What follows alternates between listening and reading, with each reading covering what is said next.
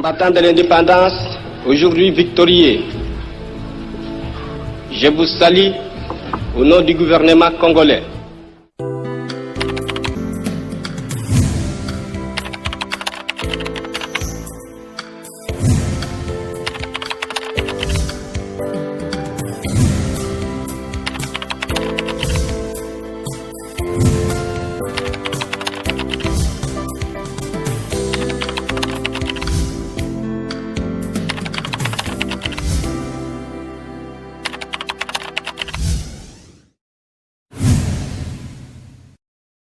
Redynamisation du parti IDPS Tshisekedi, collectif de présence cellulaire et appel il y a CG Kabouya envers bas cellulaire il y a une équipe socle il y a réunion oyo il y a convoqué jeudi na permanence IDPS CG Kabouya bien qui bas cellulaire union sur tous les sectionnaires et babete masolo il y a IDPS comment bon ça parti na bango et pendant plus de 10 ans aujourd'hui IDPS a reçu carte des membres toujours na leadership ya CG Kabouya et yango kona lelo to pe nous avons mona mboka Serge Kayembe Chamboui les tourbetes na solo par rapport ya rencontre na routine na CG Kabouya et lobby hier samedi chef de l'État fait ça tout ce qui a quitté on a quartier Kaluka pour reposer la première pierre pour construire le pont les tourbetes na solo na président Serge Kayembe tourbetes na solo pourquoi pas tourbetes na solo Italie carrière politique naie sur la même parole na derrière la caméra David les tourbetes avant font la bisou na président Serge après si moté bon na Wabino Pierre Mulumba depuis le Canada après si moté bon na Marlène Bampemba après si moté on soit na biso batala racher na biso jeunesse congolaise au travail ici on prône que la jeunesse on prône que des valeurs et bah il faut s'abonner massivement pour rater rien donc si na même parole na David et vous a invité l'épisode du jour. Je suis déjà ensemble ici avec mon invité d'aujourd'hui, c'est-à-dire des présidents cellulaires. Il y a IDPS, il y a Nganda Jamaïque, na district à Lukunga et na commune à Kintambo. Nous tous allés ensemble. Bonjour président. Bonjour monsieur le journaliste. Santé, bonne santé, bonne santé à cellule, et santé à IDPS à l'entrée. Santé Nangaime, ils allaient très bien, très kitoko. Et puis il y a UDPS parti Nangai, ils allaient malamu, ils allaient na santé de fer parce que Bakonzi a parti Bazako s'en occuper d'une façon particulière, notamment CG Kabouya, Mwanabute, Oyo Azali kozwa ba affaire ya UDPS na souci makasi parce que tolingete en 2023 tokoka kopesa na président na biso majorité absolue na parlement donc tozalana plus de 250 députés nationaux et puis na ba députés provinciaux pe tozalana bango baike po tozwa pe ba sénateur po ete mboka esengeli ko dirigeango na ba élément na bino moko au lieu ya kozana ba élément oyo tozali ko tronguer encore de gauche de à droite oyo bazali ko uta na na ba parti mususu donc ezali penza malamu te donc ça parti na biso ezali na santé de fer et bon pour na cellule na yo ozo kamba ya nini ya Nganda Jamaïque santé na moboni oui cellule Nganda Jamaïque cellule que les ezalaka parce que par exemple joindre tout le monde qui sait j'avais que ba cellule bele kufa est-ce que yo kufa to ezalaka ba cellule et surtout cellule Nganda Jamaïque ezali en ébullition ezali penza au top niveau ezali penza ko fonctionner na ndenge moko elongo bani parce que na ba manifestation nyonso parti azali ko organiser cellule nanga ezali représenté notamment na siège à parti na chaque appel ya CG Kabouya Chilumba Mwana Bute a bengaka cellule nanga ezali toujours ezala na manifestation oyo uti ko salema lobby oyo Fati Beton mwana mboka Fati Beton a uti ko poser première pierre pour la construction ya pont oyo ezako relier les deux communes commune ya Ngalema na commune ya Selembao na rivière Makelele donc cellule Nanganga Jamaïque ezaki représenté ceux qui la presse présidentielle oyo ezwaki bililingi ezaki kuna nakanisi ke akomona ke cellule Nganda Jamaïque ezali vraiment visible et puis ezali ko soutenir mokonzi ya mboka po ete 2023 ya kokamwa ezala te match ezali OK. OK, match ezali OK. Papa Serge Domoni, il y a le jeudi passé, le CG Kabou ya bengi saki ba sectionner ba cellulaire. Ni solo ni ya bengi saki nous beaucoup beta kuna na nini na siège IDPS avec le pouvoir ils ont ngeli bino, pouvoir qui maki bino, ils ont ngeli na ndenge nini. Solo nous solo autour ya matinée politique wana. Na matinée politique na CG Kabou ya mwana bute alobaki na biso abeta ki c'était sur responsabilité ya membre nyonso ya parti. Les responsabilités sont partagées. C'est-à-dire que yo ozali membre ya UDPS esengeli o respecter mibeko likunzi ya parti na biso. Na biso na bakonzi na bangamba nyonso tozali sous mobeko parce que IDPS elitaki pour un état de droit. Alors na état de droit wana esengeli to droit elingo lobate kaka constitution ya mboka ezali mibeko nyonso eza ko régir ezala parti ezala société ezala ba association non bilégratif. Donc place nyonso ozali même na religion même na église il faut ko tosa mibeko oyo eza ko régir bino na bongo tomonaki CG amonaki que l'article 46 na 47 ya ba statut na biso ezaki bafoué par ses prédécesseurs. Alors amonaki que na bongo ceux qui biso tozokolo batozali dans un état de droit et puis nous luttons pour l'état de droit oyo tozui sikoyo bokonzi tozali kokamba sikoyo ceux qui mibeko ya parti na biso moko ezali respecté te eloko nini ekotikala na biso ndenge nini tokolobela bato mosusu ba respecter mibeko ya mboka. C'est pour cela que mboka oyo ebebaki pona kozanga kotosa mibeko. Alors ceux qui mibeko ezali kotosa mate ata organisation ngo ezali makasi ndenge nini ekokweya. Donc elikoloba ke CG Kabou ya benga biso pona koyebisa biso que un athlète ne peut être couronné que quand il court selon les règles, quand il respecte les règles du jeu. Ce qui a ko respecter yango te ata kimimbango makasi lera kokoma na suka ba ko couronner été. Donc esengeli to respecter mibeko ya parti na biso. Mibeko na article 46 na 47 ezakolobanine ezakolobete ba président cellulaire bango nde bazali ko recruter pe bazali ko former ko informer le nouveau cadre bazali ko ba membre o bazali ko kota na cellule parce que recrutement ezali ko uta na cellule ba recruter ba membre na niveau ya fédération te na niveau ya section te na niveau national te les recrutements se font au niveau ya cellule. Alors esengeli ba cellulaire bazwa responsabilité na bango pe ba konzi ya parti ba koka kotosa mibeko chaque mokonzi ya mboka esengeli azonga na source na ye ezali cellule. Donc nde eloko abetaki c'était alobi on n'a plus besoin ya ko vivre na ba électron libre ba mouton noir esengeli nyoso ba longwa wana au sein de l'IDPS ba boy ba mouton noir au sein de l'IDPS. Oui ba boy ba mouton noir au sein de l'IDPS. Mouton noir ezali bato oyo bazali ko évoluer librement bazali ko dépendre na mutute bazali une bazana identité moko te bazali pe moyen ko identifier bango ezalité. C'est pour cela au mona ka bande comme so bazako sala ba déclaration ya mabe contre parti, contre président de la République, contre CG, notre secrétaire général, bazali ko sanctionner bango te ponanin. Parce que bazali na titre moko na kati ya parti te. Bazali recruter quelque part te. Bazana fiche d'adhésion te. Bon, si ko kende ko sanctionner mutu ndengo ana sur base ya quel élément juridique ozanango. Yango ozo ka bazako loba. Mais cette fois-ci, esengeli mutu po aloba po na tina ya UDPS parti na biso esengeli mandaté par les autorités compétentes de notre parti. Et puis azala identifié na cellule naie sur base ya fiche naie d'adhésion na carte ya parti oyo ayekobima bientôt.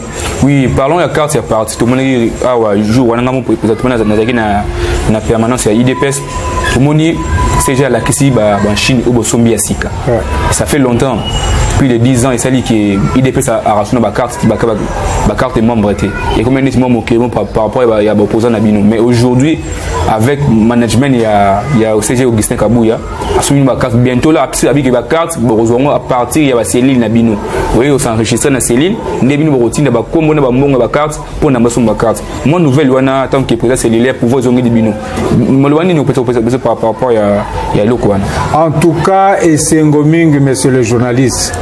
Oyo nyonso elobamaka na kuku oyo elobamaka na basite oyo elobamaka na balabala tomoni ke eza okoma na matoi ya CG na biso parce que makambo oyo ya bakarte ezalaki vraiment pierre d'achoppement mpona membre nyonso ya IDPS baparti oyo eza kobima lokola mayebo oyo ezobima mikolo oyo nyonso eza na bakarte nango sauf UDPS.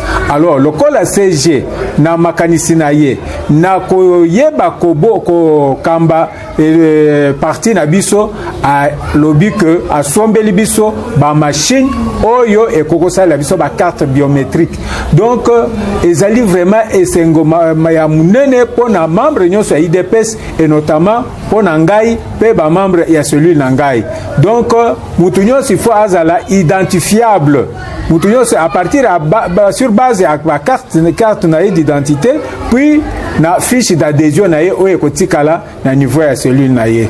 Ezali vraiment esengo makasi oyo likanisi kitoko oyo CG Kabuya Chilumba mwana bute a vu parce que ba prédécesseur na ye toyebi ba mususu balie bambongo ba carte balonga na IDPS ba suspendaki bango pona likambo kolia bambongo ba carte ba membre mais ye alobi alongwe na lo wana akoki kokota na mulongo wana te alongwe na lo wana akosala eloko o baninga na ye o balekaki basalite après que je m'appelle alobi ke baka bambongo wana pato na kati molobate abi ke basi machine wa somi na mbongo ya kese IDPS ki zaka peut ba contribuer ou pa pesa ka mona ngomike donc asimbi kese ya nini ya parti te. Oui, jusque là azana signature ya kozwa mbongo na kati ya kesi ya parti te. Signature o ezali wana ezali ya o ya kambaki parti avant ye. Ezali ndeko na biso oyo afandaka na kingabo o bino nyonso boyebi na kotanga kombo na ete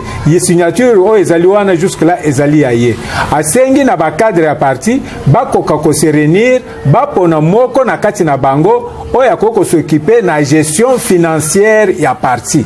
Donc alingi te a mélanger gestion financière na gestion ya politique à parti. Il y a qu'on s'occuper la partie politique du parti. Que quelqu'un d'autre s'occupe na finance ya parti.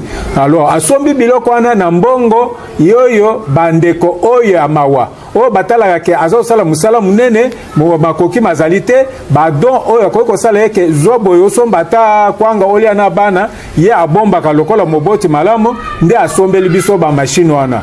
Jusque là mbongo na biso oyo ezali na caisse asimbi yangote asimbi ata na 1 franc te parce que azana accès na yangote.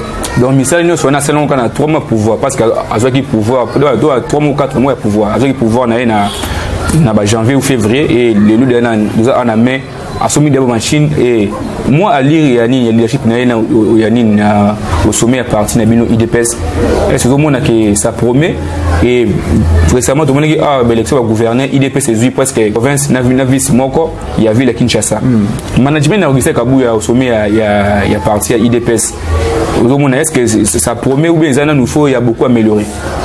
Ndeko journaliste na za sali 3 mois mais makambo azako sala namoni azali copie conforme ya Fati Beton. Fati Beton azana mandat en 5 ans mais dans 3 ans asali biloko oyo bandeko na ye baninga na ye oyo balekaki liboso basali te mosusu basali 18 ans eloko moko te mosusu basali ba 32 ans eloko moko te pasi ezali kobaka mais dans 3 ans oyo fati asali ezali ya kotanga te Augustin Kabuya Chilumba mwana bute a vu pouvoir na ye il y a de cela 3 mois malgré cela malgré qu'il n'a pas la signature pour na kobimisa mbongo mais makambo eza kosala ezoko kamwisa bato donc papa alakisi biso que na biso ba africain papa azala ozosala musala ou bien azako sala musala te azala azako akosokipe na bana na ye na libota na ye na muke oyo azwaka quelle que soit condition ya azweli yango nde oyo biso tomoni parce que ezali vraiment na lolenga na biso ya ba africain alors oyo asali eza kolakisa ke soki awumeli esika wana akosala malamu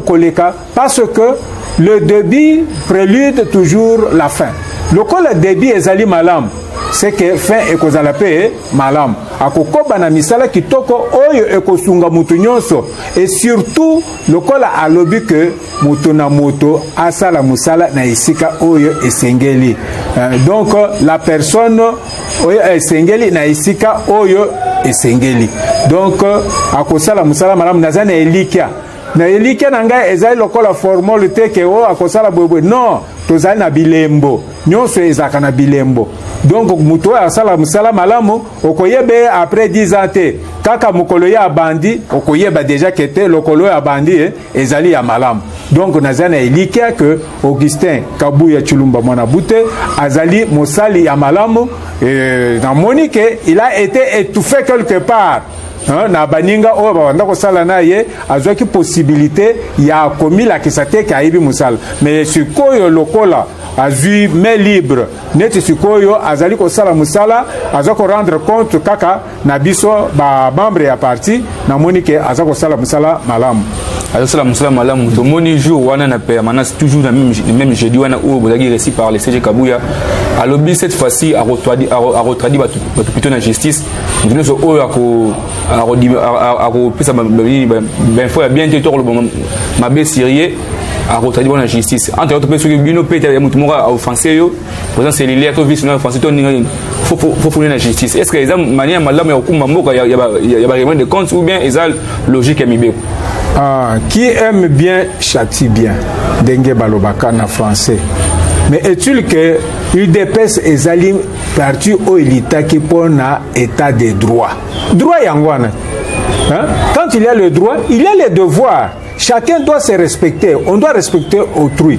yo obimi na tongo oyebi ke moto azali moboti aza na bana aza na mwa responsabilité obandi kofinga ye mafingo ne justifié alors esengeli nini olie ke tokende na état ya règlement de compte ezali nini ezali kobunda le mususu moto asali eloko te obandi ko soki moto asali mabe esengeli basembola ye po akende alanda mulongo baketa na mulongo ezali mabe te ezali malamu c'est ça l'état de droit état de droit ezali na ba exigence nango donc ngai nakanisaki que soki CG alobaki ke soki moto afingi ngai mpe na fingi ye nde ezalaki mabe soki moto abeti ngai mpe na beti ye wana eza malamu soki moto afingi ngai ou bien asali ngai mabe na kokamata ye na ke kotia na boloko wana ezalaki mabe mais alobi ke na kotia liboso ya bato ya mibeko bango balimbola biso na ngai na ye nani azali na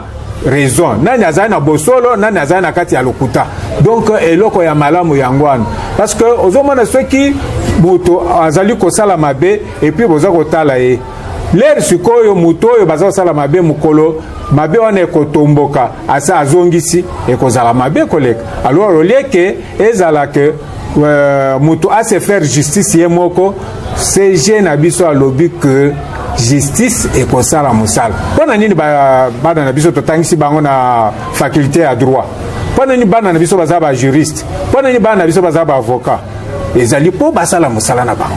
Musala na bango eza kozwa mbano nango l'air bato mususu ba marginaux lokola bato bazali ba mesana ko finga bato na ba réseaux sociaux o ba mesana ko chola bato ko kosela bato makambo nde état de droit ko sala musala nango pona ko tia mutu nyonso na mulongo na moni yango ezali eloko ya malamu nde esengeli na mboko oyo nde esengeli na mboko oyo parce que mboko oyo baza ko plébisciter ba antivaleurs. Les antivaleurs ezali malamu te yo koyiba oyibi batiki yo ofingi batiki yo obeti batiki yo obomi batiki yo donc état de droit eza wana te état de droit ezali ke osali mabe mutu amisala justice ye moko te amema yo na bato bayebi mibeko nsima nango nde bakoka kokata entre bino na ye nani azali na raison nani azali na tort eza mabe te monsieur le journaliste. Président Serge tout le monde qui met les mêmes jours wana kaka to décortiquer message à ces jours wana alobi belé ba na IDPS peut-être pour na babonga to nini belé ba ya pour na ba créer moi mon boulot mais ceux qui boyi bozui monga IDPS boki bobongi boki belé ba koma ba kendi ba sala ba parti na bango mais mingi o ba kendaka politiquement ba kufaka en tant que doyen peut-être aux Azana depuis création il y a IDP style lo et bi litine ne qu'est-ce que message jamais ça ya ko la kele baninga mabe ya ko produit mo politique baninga ou bien isa message mo bangi sake bino botikeli awa si bolongwe tala baninga o lo et comme la gibango te monsieur le journaliste CG alobi eloko oyo to vivre yango notamment ngai nazali na parti wana nazaki na koti na UDPS j'avais 24 ans lelo naza na 64 ya bomo inangai donc je fais 40 ans jour pour jour na UDPS donc na moni bato oyo baleki na UDPS oyo balongwe na UDPS bango moko tout d'abord ko bakufi politiquement et puis physiquement wana ezali likambo ya ko bo CGT biso ngai na vie wana za pona obangisa baninga bayike o batika na kati wana ke soko bouger ebeke elo ambe ko komela yo to monsieur le journaliste to mona kananzela batiaka ba panneau ya signalisation l'air batie que virer à gauche virer à droite attention il y a une montagne de 10 ou 20 degrés et lui ko baki azako prédire que yo kendo sala accident te azako lakisa ke soki osali boye tala eloko koyela yo du kosala yango te parce que oyo basalaki yango bakoyaki bakufaki bazwaki accident bazwaki ba difficulté ezali kobangisa mutu te mais ezali koyebisa mutu ke conséquence ya oyo kosala parce que na IDPS ba membre mingi ya IDPS ils sont là par le sang parti oyo bato bakufeli mingi bakufi mingi oyo baziki na permanence nakanisi oyebi wa monsieur le journaliste bato oyo bakufi baza ebele oyo bakufeli parti wana oyo babroye bango oyo batie bango na basaki babwaki na mai bazali mais bato nyonso wana soki yo otrahir trahison na yo se transformer kaka na sanction oyo CG alobi CG a inventé eloko moko te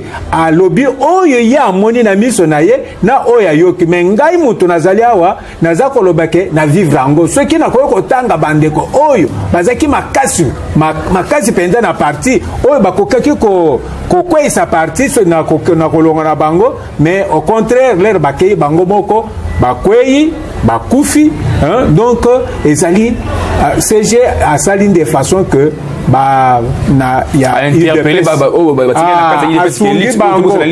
asungi bango po ete tokoka kosala eloko oyo ekokomema biso na disparition na biso tant spirituel physique ou temporel te namonaki jour wana yokaki plutôt CG Kabuya lobi ke aboyi phénomène combattant ya lingi ba membre tobi que vous êtes déjà parti au pouvoir au combat de Sounani au combat de président na yo et belé peut-être aux ana 30 ans d'âge mais ngana buna makasi na IDPS na buna makasi na IDPS là que lite ngo yo ba ngliti na âge ni yo bi ko bandango na 24 ans il est au continuer peut-être vous peut-être yo aux ana na possibilité de réclamer que ngana buna IDPS donc buna batumza balika na ba réseaux sociaux que ngana buna makasi na IDPS au tuni âge ni boy azana 25 ans. Est-ce que c'est normal? Est-ce qu'il faut que Moutou abonne IDPS qu'il faut à battre de livre ou bien ça c'est normal que Moutou à 20 ans d'âge mais à revendiquer l'IDPS. Vraiment monsieur le journaliste et loko CG à lobby penza malam omoni ngai mutu naza liboso na yo tobundi na bato oyo bakei mingi, notamment bakadima muntuntu, notamment ba mukendi mpaya, bakufa batika parti oyo, bato wana tozana bango bana na bango batikali bazali tozako mbenga ba combattant. Effectivement combattant ezali eloko préciser aboyinde kosali mabe pona ko justifier mabe na yo olobake naza combattant. Combattant et kotikala na biso aussi longtemps le mot combattant est dans notre hymne du parti. La victoire, notre hymne du parti, ezali na mot combattant. Mot combattant ezali kuna na kati de combattant de l'IDPS. Ouais. Donc ekotikala. Mais eloko CG aboy alobi que yo osali mabe balingi ba pinir yo oza ko justifier que oyebite que naza combattant na combattre mingi. Sikoyo combattant na yo ezali pona ko sala baninga mabe ou bien pona ko bongisa boka. Le combat continue, le combat de l'UDPS continue. Tout ça, il y a un combat, il y a la démocratie. Nous sommes dans la démocratie. Maintenant, tout ça, il y a un combat, il y a combattre anti-valeurs. Combat, tout ça, il y a combattre anti-valeurs. Il y a combattre parti, il y a au pouvoir. Au combattre parti, personne ne peut suyer la branche sur laquelle il est perché.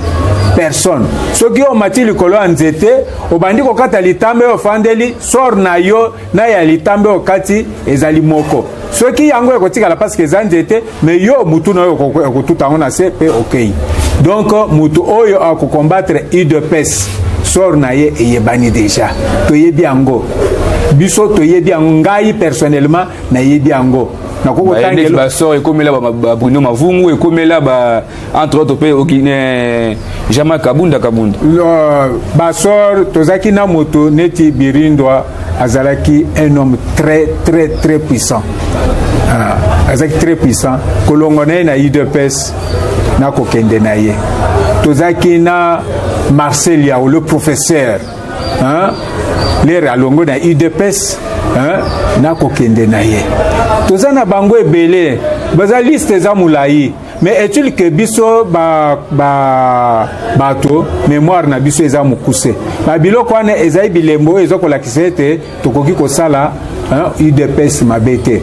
Donc vous ne pouvez pas scier la branche sur laquelle tu es perché. Mingi bayebani pona UDPS. Bato mingi oyo za komona ba politicien mikolo oyo ndenge ozomona bango wana basali école na bango na UDPS. Mais l'air bakei ba trahir te bakei ko sala musala c'est autrement. Bakei ko kota na ba groupe mususu c'est autrement. Mais oyo ba créer ba parti baza mingi te o bazali coexister. Donc to tirer attention, CG n'a donné que signal d'alerte. Sali kaka que mutu nyonso ayeba que conséquence ya eloko ya za kosala. Donc conséquence ezali était ya mingi plus que le conseil. Nde ya pesa ki bango illustration ya oyo elekaki. Mais biso moko to bien que mutu moko te Olimbisa ngai oyo awuti na UDPS asali oya ye Nzela mususu pe akei liboso na mona na note. Peut-être ba mususu bakozala mbato ya liboso to yebite mais oyo ngai na vivre de oyo naza ko pendant 40 ans UDPS omoni mutu monta galongo UDPS ke asali bilo na réussir mais to mona Bruno Chibala ya akoma nini premier ministre azali wapi UDPS na ezali wapi papa monsieur le journaliste UDPS na ezali wapi ezali ndeko na biso nani Kibasa pe bakabona na fait Etienne mais il parti na yote ni ezali wapi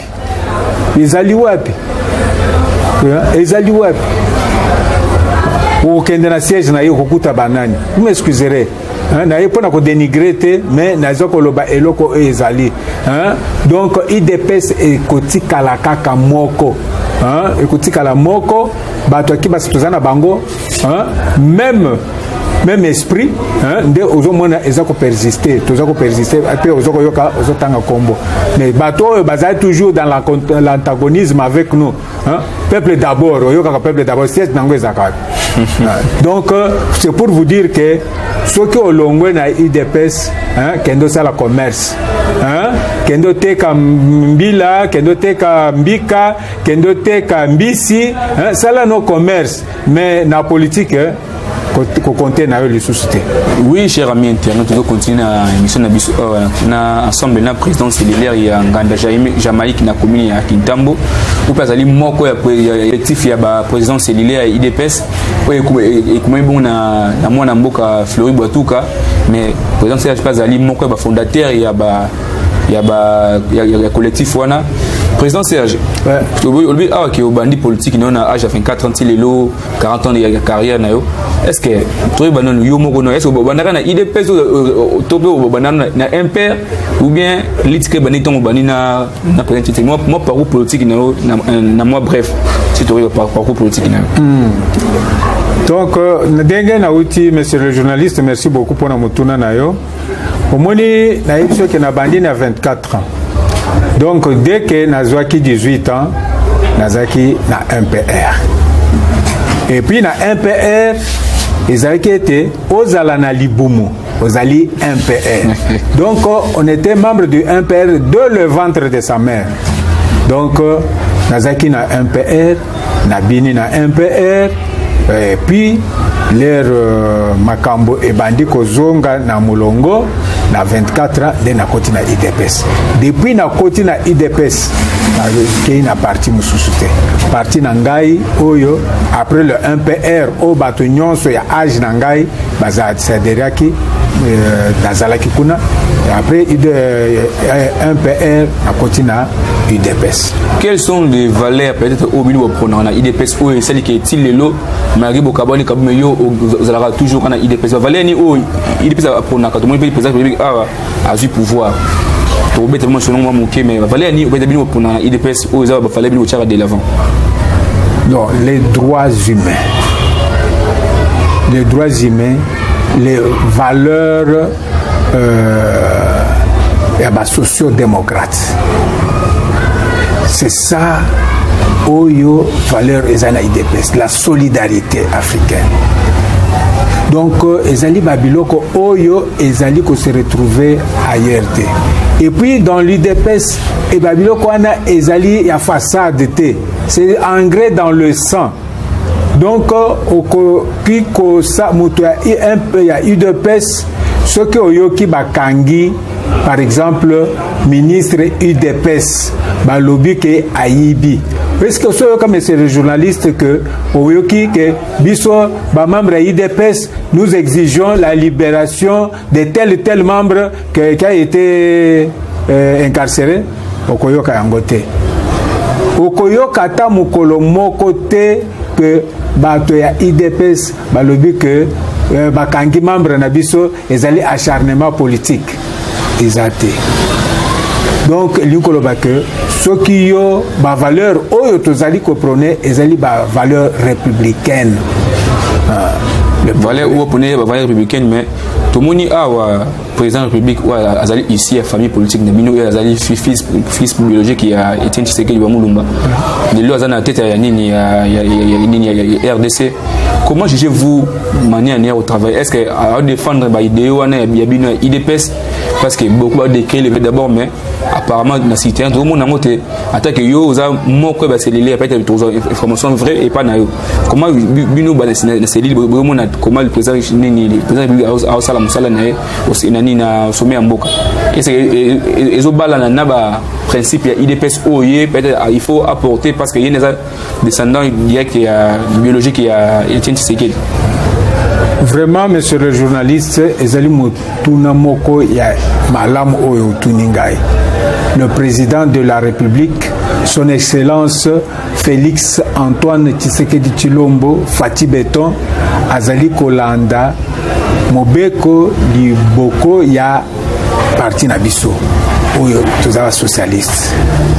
Monsieur le journaliste, Makambo Lobi ya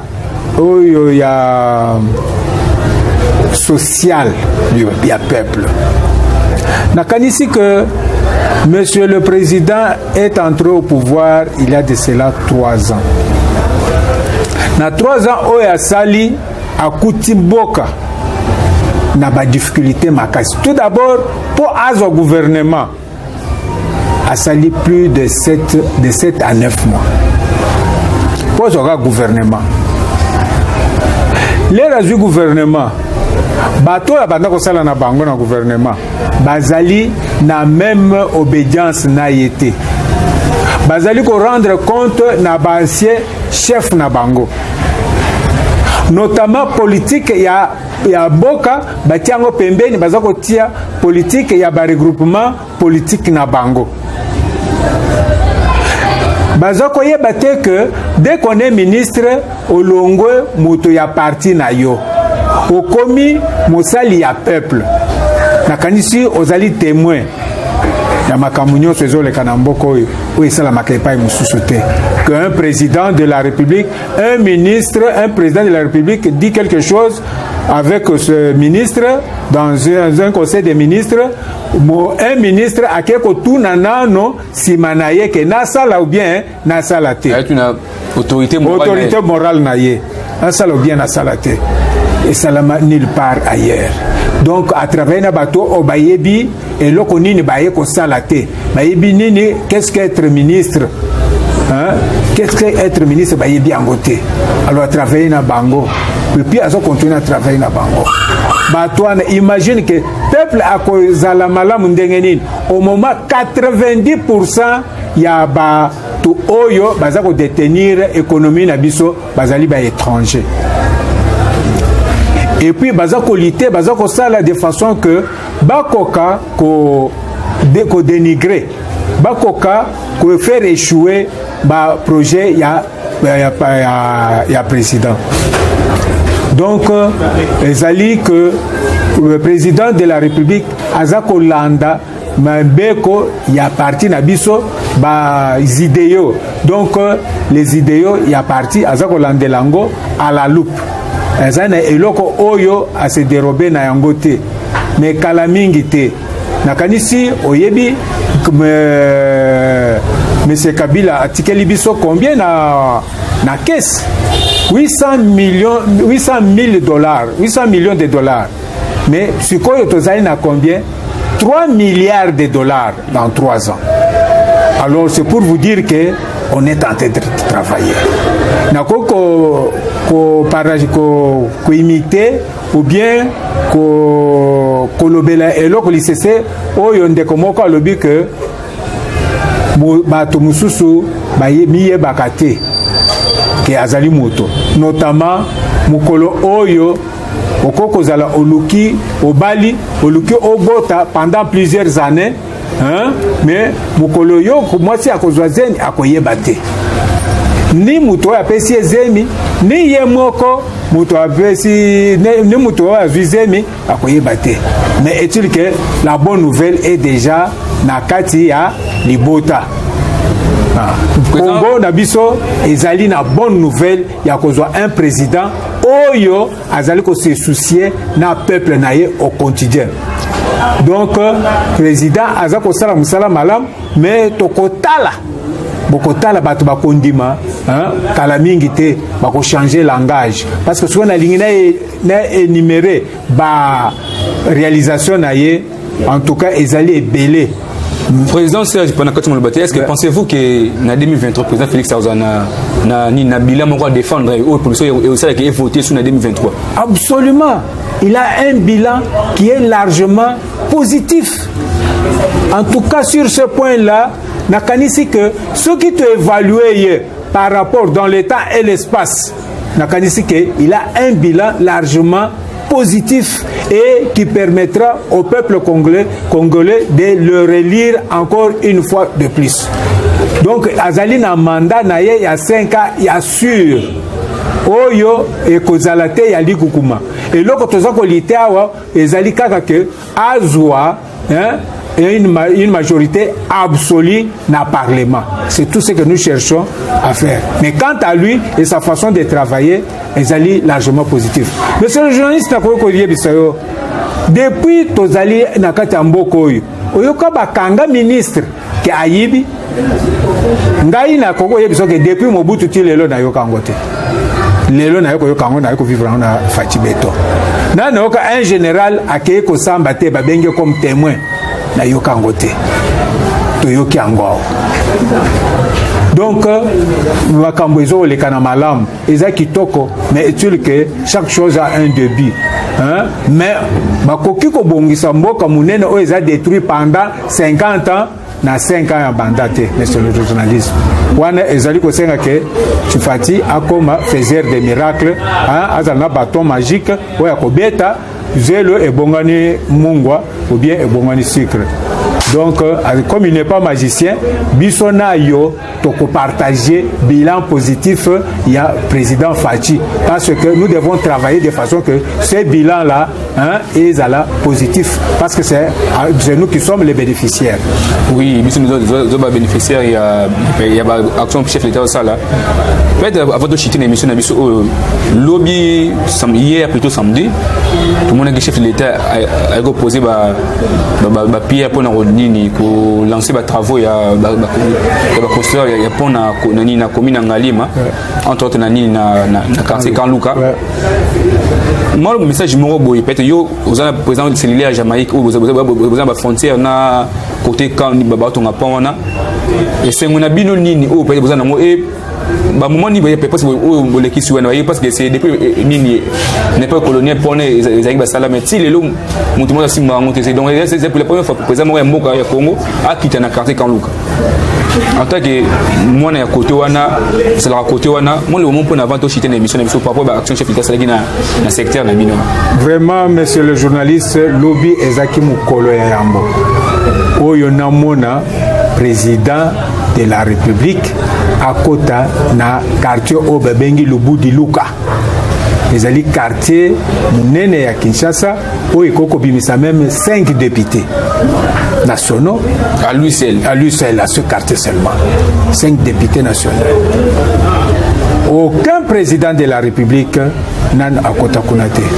Na bongo monsieur le journaliste nous avons profité pour un message à bande konangai ya Kasongolunda bato ya bandundu nazakolba bampangi na munu muke na kese mingi sambu na mambu yo lutaka mazono na quartier Lubudi Luka mbalantete betu mona président de la République yake tambula na makulunandi na kati ya quartier ina yako endaka wapi kotula ditadi ya ntwala samu na koyandika bisalo ya pont ina yoke vanda entre commune ya Ngaliema na commune ya Selembao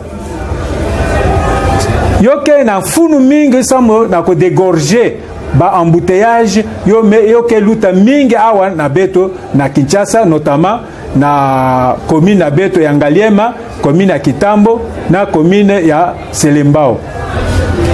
Vraiment beto be sala nyonso bene sambela nzambi sambo ya pesa ngolo mingi na président de la République ya pesa yandi banguya sambo ya continuer na kisalu ina. Donc nalingi ko pesa bino mbote bandeko bazali na Équateur bandeko nanga bangombe nazo pesa bino mbote aussi soy Fudi Bupele ba yakoma nazo pesa bino mbote nazo ko yebisa bino ke président azako sala musala kitoko azoko sala musala kitoko na kanisi na zongo bomoni ndenge aye ko pesa minda lotiliki oye esali bambula na mbula esalamite